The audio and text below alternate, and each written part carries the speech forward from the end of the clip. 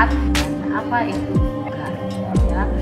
Jadi seseorang itu dikatakan sehat ketika tubuhnya terbebas, ya, baik secara fisik maupun mental dari segala jenis penyakit.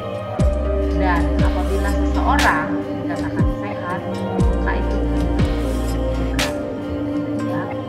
Karena apa? Kebugaran itu sendiri adalah kemampuan seseorang untuk melakukan aktivitas sehari-hari secara maksimal dan masih mempunyai cadangan tenaga tanpa mengalami kelelahan yang berlebihan. Jadi, apabila seseorang itu memiliki kebugaran yang baik, maka otomatis dia adalah orang yang sehat. Tapi setiap orang yang sehat belum tentu memiliki kebugaran yang baik. Jadi, sebaiknya setiap orang itu memiliki kebugaran jasmani yang baik sehingga dia memiliki juga tubuh yang sehat. Nah, pada dasarnya konsep kebugaran jasmani itu sendiri adalah tidak hanya menggambarkan kesehatan saja. Katakan orang yang sehat belum tentu kebugaran jasmani baik. Setiap orang yang memiliki kebugaran jasmani yang baik, maka dia adalah seseorang yang memiliki kesehatan yang baik pula. Tetapi kebugaran jasmani itu lebih merupakan cara mengukur seseorang melakukan kegiatannya sehari-hari. Jadi dalam hal ini ada 3 hal yang penting dalam kebugaran jasmani itu sendiri, yaitu fisik, ya, yang berhubungan dengan otot, tulang, dan bagian lemak. Lalu fungsi organ yang berhubungan dengan efisiensi sistem jantung, pembuluh darah, dan paru-paru, ya. Yang berikutnya adalah respon otot yang berhubungan dengan kecepatan, kelenturan, kelemahan, dan kekuatan.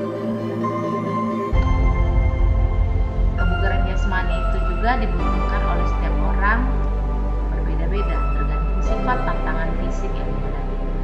Jadi misalnya seorang pekerja berat, contoh seorang pandai besi, ya kan, seorang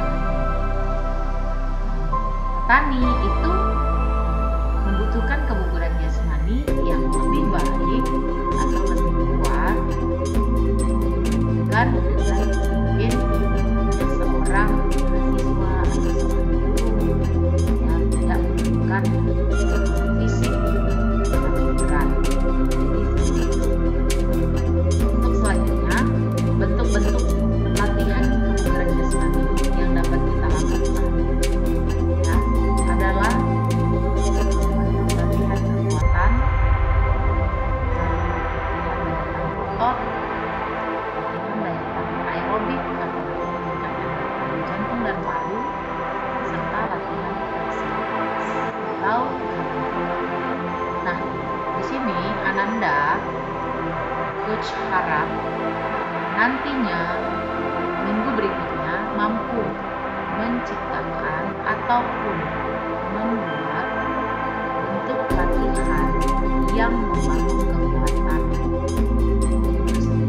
Jadi kalau minggu ini, pertemuan kali ini, kita hanya sekedar mengetahui apa-apa saja bentuk latihan kebugaran jasmani itu, lalu harapanku minggu depan kalian sudah bisa lakukan latihan itu sendiri dalam bentuk video pembelajaran seperti yang biasa kita lakukan, ya.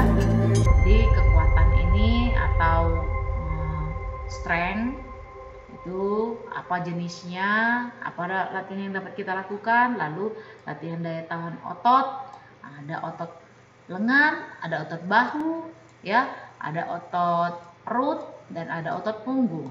Jadi ada banyak macam latihan daya tahan otot yang dapat dilakukan untuk membentuk kebugaran jasmani itu sendiri.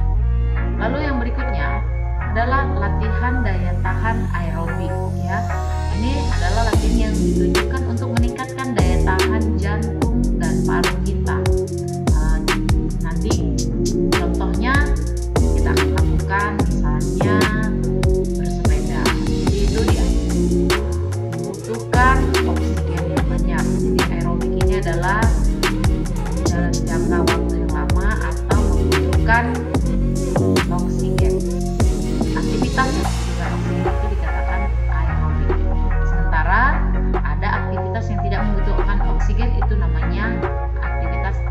aerob.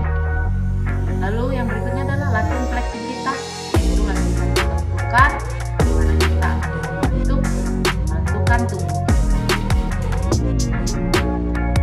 Nah, ini dia salah satu atau beberapa contoh dari latihan kekuatan. Kita dapat melakukan latihan ya double leg roll ya, jadi ini melompat dengan kedua kaki. Latihan ini dapat dilakukan di tempat masing-masing. Ini adalah salah satu contoh latihan sederhana kalian dapat lakukan di rumah ya, kalian masing-masing lakukan beberapa detik. Misalnya kita ambil waktunya sekitar 10-15 detik melakukan lompatan dengan dua kaki tepat sebanyak 10 atau 15 detik. Kita mampu melakukan beberapa kali. Setelah itu kita jeda atau kita istirahat 10 detik lalu lakukan lagi seperti itu, diulang. Mungkin kita bisa buat dalam set ya, 10 repetisi atau 15 repetisi dalam waktu 15 atau 10 detik dengan 3 set. Atau kita juga bisa melakukan jumping jack ya, seperti ini, melompat dengan membuka dan menutup kaki ya. Ini juga boleh, ini ada jam menggunakan waktu atau boleh juga menggunakan hitungan. Jumping jack mungkin 10-15 kali atau dengan durasi 10 detik. Kita dapat berapa kali lompatan dan kita buat dalam 3 set seperti itu. Atau bisa juga melakukan latihan step up on the chair. Jadi artinya naik turun kursi. Jadi di rumah kalian masing-masing pasti ada kursi. Silakan kalian lakukan latihan ini, naik dan turun, naik lalu turun lagi di sebelahnya. Boleh menggunakan waktu ya 10-15 detik atau boleh juga dengan hitungan.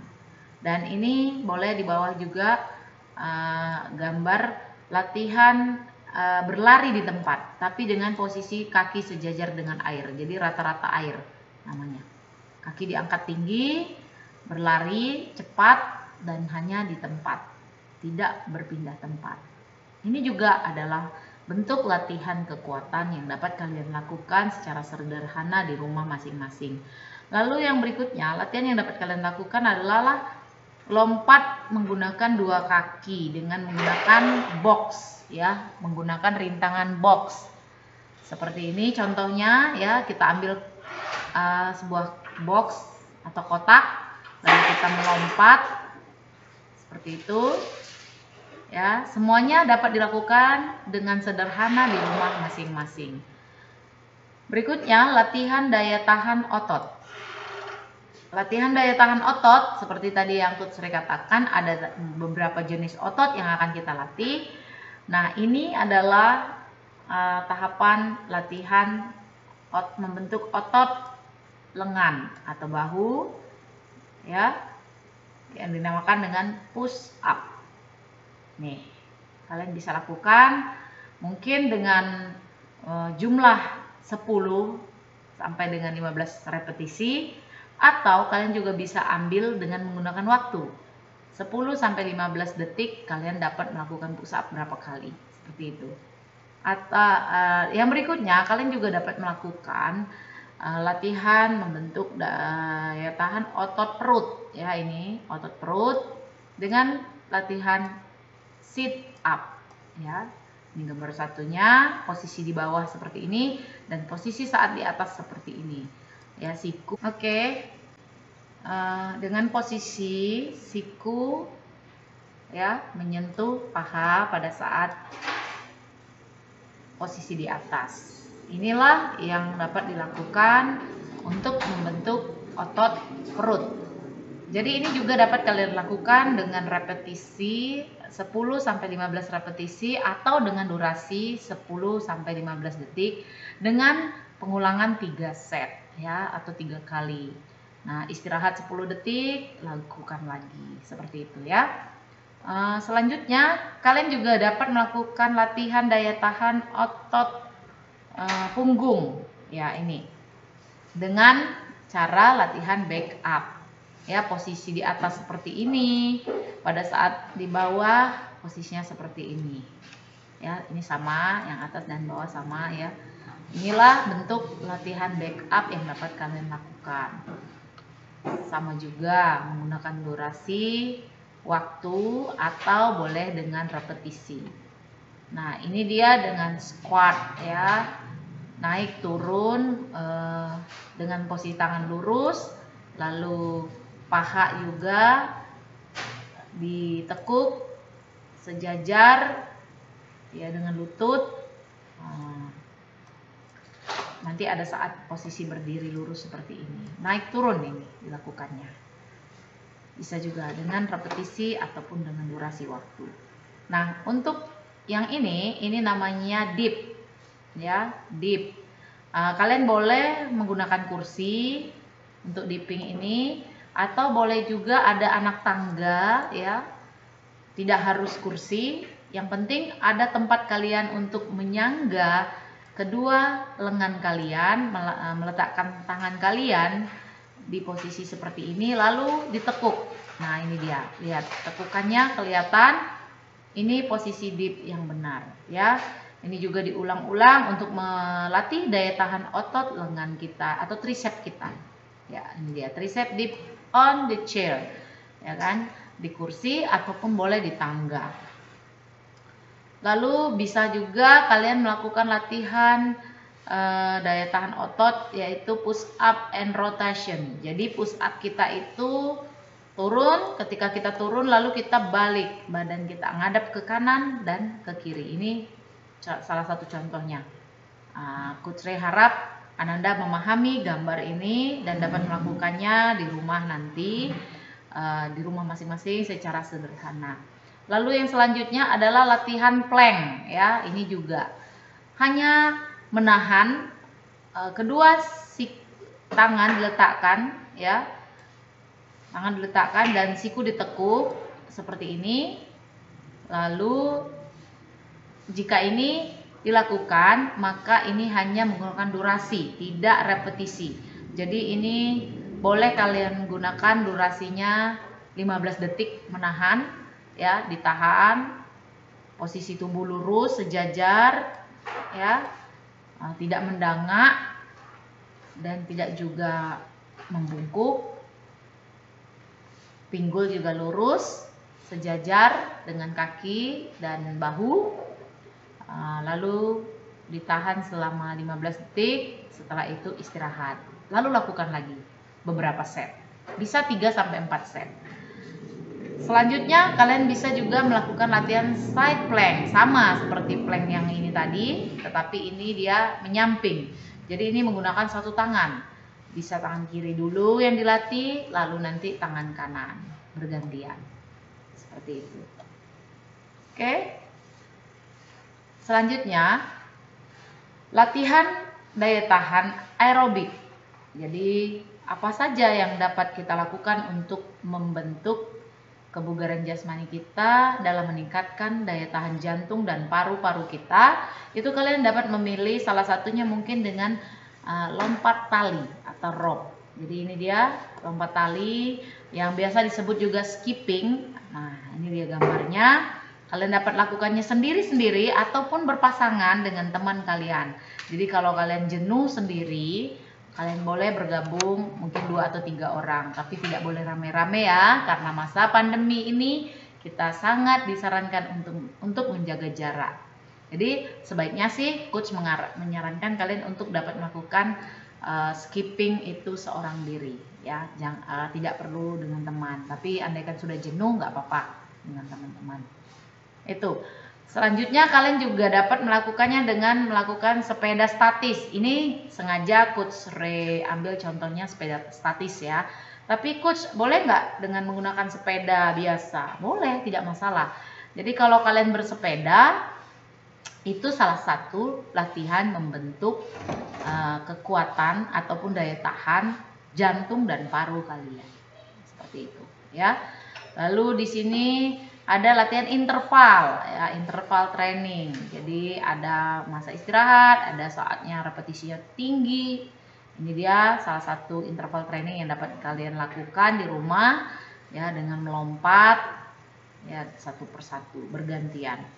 Lalu boleh juga dengan running, berlari. Ini sengaja coach mengambil contoh itu berlari di tempat, karena saat ini kita memang disarankan untuk tetap berada di rumah, tidak kemana-mana karena situasi pandemi COVID-19 ini. Nah, oleh karena itu apabila kalian mempunyai alat ini, itu luar biasa, bagus. Jikalau tidak, bagaimana coach? Boleh di halaman rumah kalian, kalian boleh berkeliling, jogging ya, berlari. Itu adalah salah satu membentuk daya tahan jantung dan paru-paru Ananda sekalian. Nah, itu dia. Selanjutnya, latihan fleksibilitas ataupun kelentukan yang dapat kita lakukan. Ini sebenarnya sudah sering Ananda lakukan sejak SD mungkin ya, atau sejak mulai melakukan gerakan-gerakan motorik, belajar berjalan.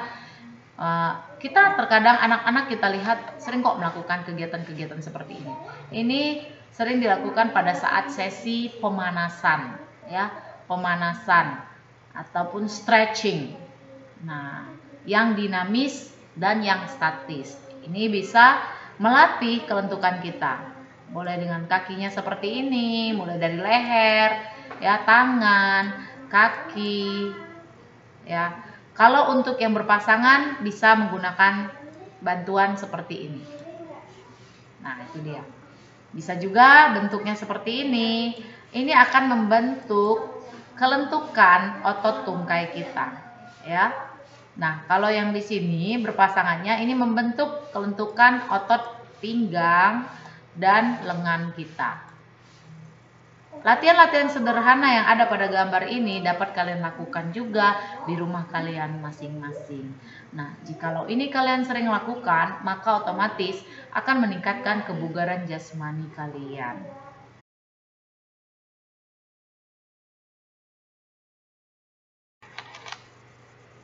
Baik, kita akan melanjutkan ya pembahasan kita di akhir, yaitu kombinasi latihan kebugaran jasmani. Nah, Coach Ray ingin kalian juga dapat melakukan latihan kebugaran jasmani itu bisa menggunakan salah satu cara berlatih atau program latihan dengan menggunakan sirkuit training ya, dimana sirkuit training adalah latihan yang dilakukan dengan membentuk beberapa pos latihan yang tujuannya mengkombinasi antara latihan kardio dan latihan kekuatan untuk membangun atau membentuk dan meningkatkan beberapa komponen fisik secara bertahap dan berkesinambungan. Jadi di sini ada kelihatan nih, ada pos 1 ya, 2, 3, 4, 5, 6, 7, 8, 9, 10. 10 pos untuk di sini. Nah, coach, banyak banget coach. Bisa nggak 8 pos atau 6 pos atau 5 pos? Itu tidak masalah. Bisa saja sesuaikan dengan kebutuhan kita. Apa yang menjadi kebutuhan kita hari ini, program latihan kita hari ini, nah, kita buat sebanyak itu. Nah, ini Coach Ray hari ini memberikan contoh buat kalian, Ananda sekalian bisa menyimak. Coach Ray membuat ada 8 pos. Pos yang pertama yaitu shuttle run ya. Shuttle run ya, artinya lari bolak-balik. Nah, ini untuk membangun ataupun membentuk kebugaran jasmani, bagian dari kelincahan ya, ataupun kecepatan kita juga dapat dilatih dengan menggunakan shuttle run, yaitu lari bolak-balik. Lalu setelah melakukan lari bolak-balik, kita masuk ke pos kedua, yaitu sit up. Nah, setelah tadi bagian kaki yang dibuat lelah, kita masuk ke bagian pos kedua, yaitu sit up. Sit up ini membentuk otot perut. Nah, saat otot perut kita dibentuk, itu berarti bagian perut kita yang lelah. Nah, setelah selesai melakukan sit up, kita masuk ke pos ketiga, yaitu melakukan lompat melalui bangku ataupun box. Ini kembali kaki atau otot tungkai kita yang dilatih, dan pastinya otot perut tadi ada jeda atau istirahat, dan saat itu tungkai kita yang boleh bekerja atau latihan. Nah, selesai melakukan lompat melalui bangku atau box ini, masuk ke pos keempat, yaitu naik turun tangga. Naik turun tangga masih dengan melatih tungkai kita. Setelah selesai di pos 4, kita masuk ke pos 5, yaitu back up. Kita kembali berpindah dari melatih otot tungkai kita melatih otot punggung kita. Lakukan backup di pos 5, selesai kita masuk ke pos 6, yaitu melakukan latihan menendang bola, koordinasi ya, melatih koordinasi kita menendang bola, boleh 10 kali, 15 kali. Itu kita yang menentukan. Nah, selesai dari pos 6, kita masuk ke pos 7, yaitu melakukan latihan push up. Nah, push up ini yang dilatih adalah otot lengan kita atau bahu kita. Yang jelas tadi kaki kita atau tungkai kita sudah dilatih dan mengalami kelelahan, beristirahat saat kita melakukan push up. Karena push up yang dilatih atau yang dibuat lelah itu adalah bagian otot lengan dan bahunya. Nah, setelah itu kita pindah ke pos terakhir, ya pos 8. Coach sengaja buatnya 8 pos supaya tidak terlalu kelelahan. Berlari sejauh 200 meter. Jadi setelah berlari barulah ini di sini jeda atau istirahat. Nah, bagaimana caranya? Setelah satu putaran penuh ini, pos 1 sampai 8 dilakukan, itu namanya satu set. Ya, set pertama, durasi istirahatnya berapa? Kita boleh menggunakan hitungan denyut nadi, ya, denyut nadi DN. Boleh menggunakan denyut nadi. Jadi kita ambil denyut nadi kita. Apabila denyut nadi kita sudah mencapai denyut nadi maksimal atau DNM, maka kita boleh beristirahat sampai dengan denyut nadi kita kembali ke denyut nadi pemanasan atau denyut nadi istirahat. Ya, istirahat atau itu juga bisa denyut nadi pemanasan yang tidak terlalu tinggi. Coach, gimana cara menghitung denyut nadi maksimal? Denyut nadi maksimal dapat dihitung dengan rumus 220 dikurangi umur. Jadi, misalnya Ananda berumur 20 tahun. Contoh ya.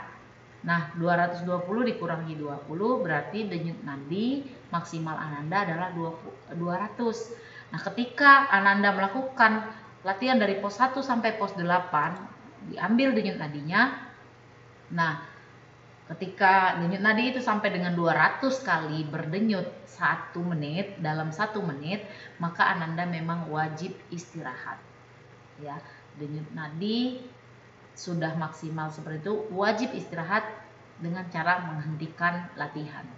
Berapa menit? Tergantung kemampuan kita. Semakin baik kebugaran jasmani seseorang, maka akan semakin cepat pulih denyut nadi yang dialaminya. Jadi artinya yang ketika tadi dia melakukan latihan maksimal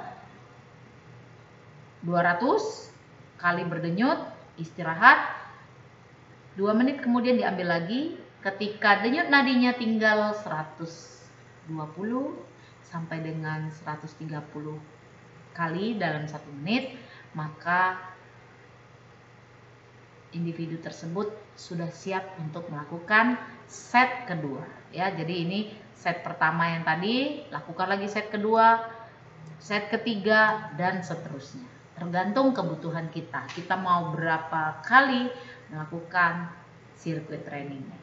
Jadi saran coach bisa melakukannya 3 set ya, dengan durasi istirahatnya. Kalau kamu cepat pulih, artinya misalnya tadi 200 denyut nadi maksimalnya, lalu kamu juga waktu selesai di pos 8 ini kamu ambil denyut nadi ternyata 200, kamu berhenti. Nah, sekitar 2 atau 3 menit kemudian kamu ambil lagi denyut nadi kamu, hitung lagi selama 1 menit berapa? Apabila masih di 180 atau di 170, berarti kamu masih butuh istirahat lagi beberapa menit kemudian. Bisa mungkin istirahatnya 4 sampai dengan 5 menit. Apabila kamu mengalami cepat pemulihan, maka kamu bisa masuk ke set yang kedua. Seperti itu. Patokannya dengan menggunakan denyut nadi.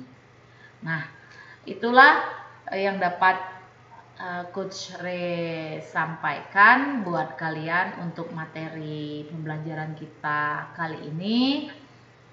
Apa yang menjadi tugas kalian adalah kalian belajar menyusun ya sebuah sirkuit. Kalau ini tadi kan Coach Ray membuat contohnya shuttle run, sit up. Coach, boleh nggak di awal saya buat push up, pos satunya, lalu pos 2-nya saya buat lagi lompat tangga, naik turun tangga, lalu pos ketiganya back up, pos 4-nya push up, seperti itu boleh? Boleh. Kamu yang mengkombinasi apa yang akan kamu buat setiap pos di sirkuit training yang kalian akan praktekkan sendiri. Nah, saran coach, jangan ketika tangan semua yang dilatih. Jadi buatlah seperti yang coach lakukan ini. Ini kaki yang dilatih, setelah itu perut, setelah itu kaki lagi. Oke, ini kaki karena otot tungkai itu kan lebih kuat ya. Lalu ini punggung, kembali ke kaki, lalu ke lengan atau bahu dan kembali ke kaki lagi. Jadi tidak kaki 4 pos atau bahkan kaki semua sampai selesai dari pos 1 sampai 8 melatih kaki semua. Jangan ya, lakukan dengan kombinasi. Itulah uniknya atau enaknya, efektifnya menggunakan sirkuit training. Kita bisa susun-susun.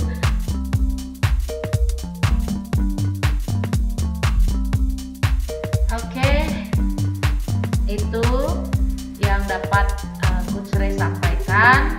Jadi kalian sudah memahami apa yang menjadi tugas kalian di rumah, yaitu membuat untuk latihan sirkuit training minimal 6 pos ya, 6 pos.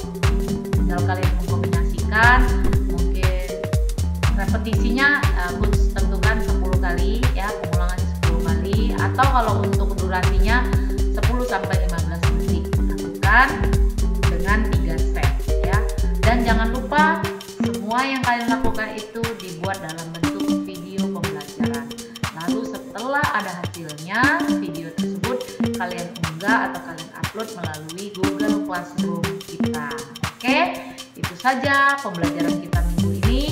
Semoga kalian semua, Ananda semuanya, siswa-siswi kelas 10 SMA Negeri 11 Kota Jambi semakin semangat di dalam pembelajaran dari rumah ataupun daring di era pandemi COVID-19. Tetap semangat, salam sehat, sukses selalu dari Coach Ray.